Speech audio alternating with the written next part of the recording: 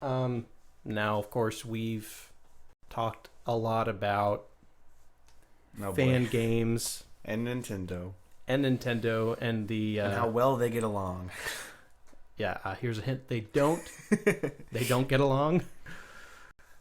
Uh, yeah. So there was a recent interview, and by the way, just to kind of refresh your memory, another Metroid 2 remake was shut down Wasn't after 8 years yeah. of development.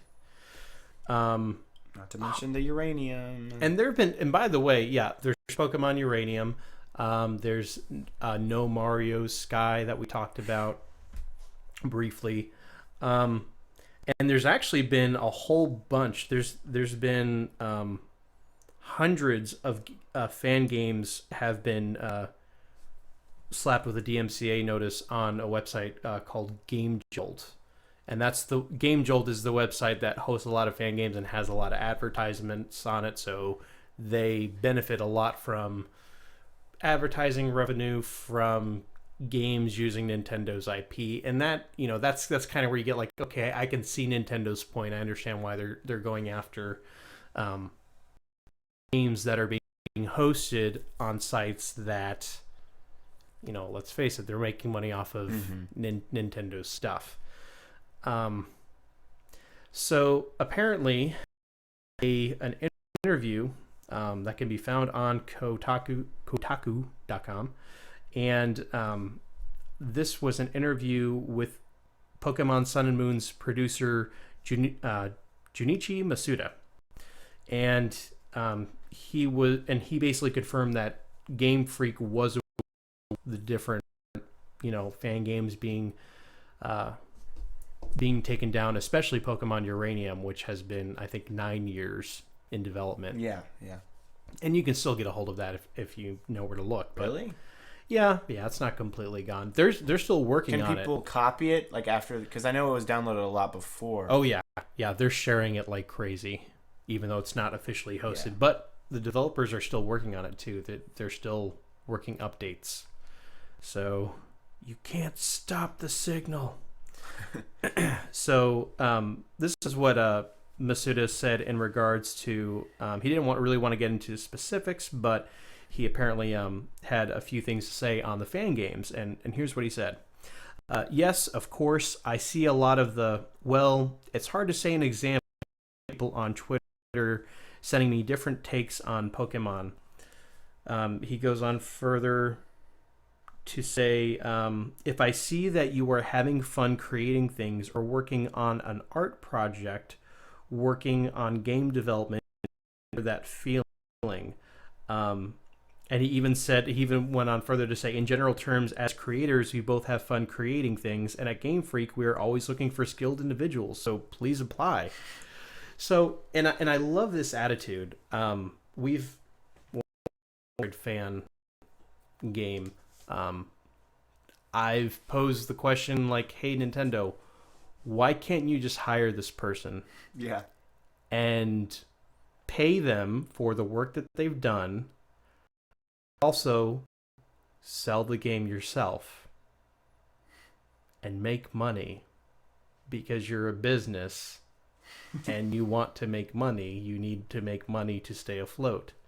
So instead of just saying, nope, can't do it, shutting your project down, why not just get involved in it?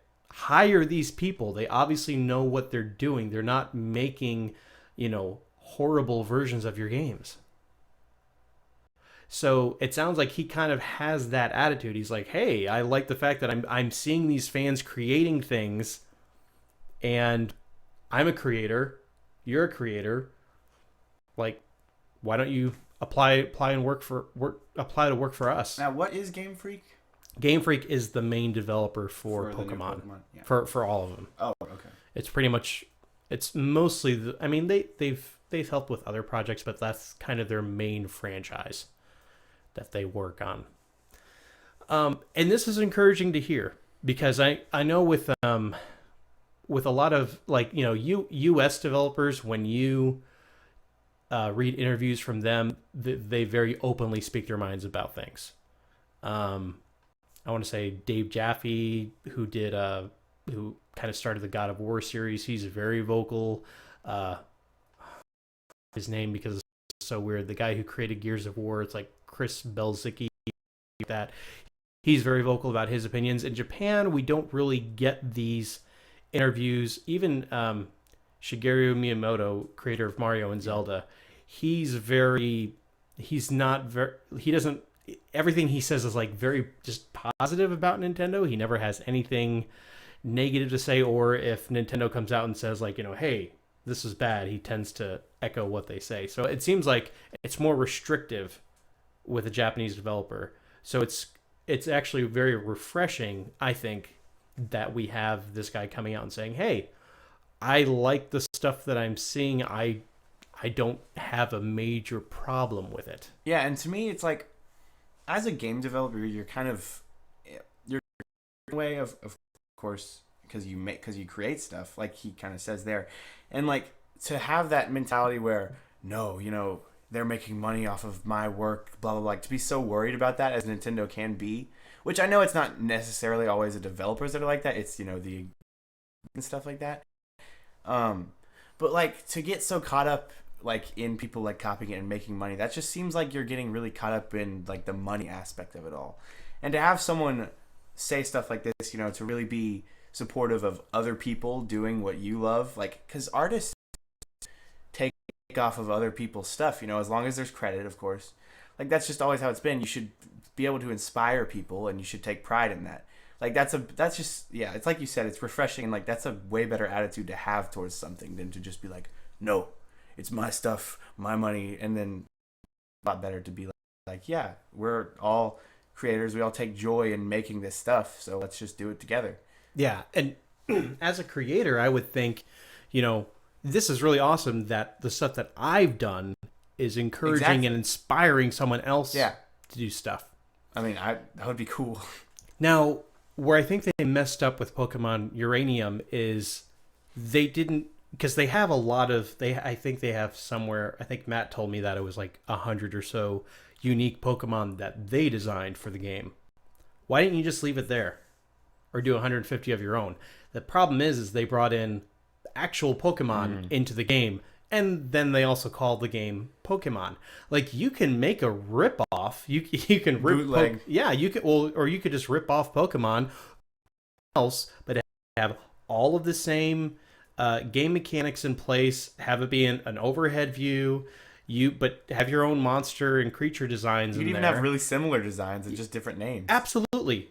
Like, you can, I believe it's something like you can have something be up to 60% similar to something else before it's considered infringing on copyright. Like, you can make Mickey Mouse have blue skin and orange sneakers and sounds like something else.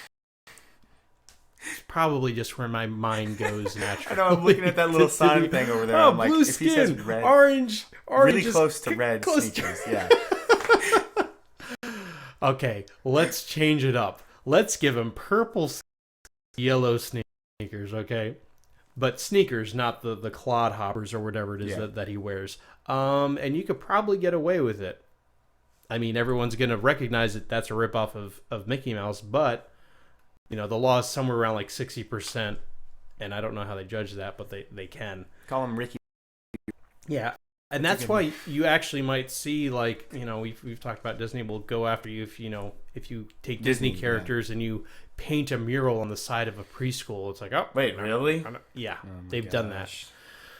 Yep, they had to take it down. So people will just change aspects of the characters here and there so that they're not really the same characters, even though everyone knows that they are. You see it all the time with like those party companies, like those princess companies, like they always like have like the princesses, but they give them rip-off name, like totally like different names. Yeah, or the rip-off films that you see come out around the same time as major animated movies come out, like parodies on like Shrek or Frozen or Princess and the Frog. Like, you can, I think right when Frozen came out, my wife and I saw something on Netflix called Frozen Land, and you know how the O in the Frozen logo is like a swirl? Yeah. They flipped it for Frozen Land. and it was like a story about like Eskimos, I think, but watch it because those are bad usually.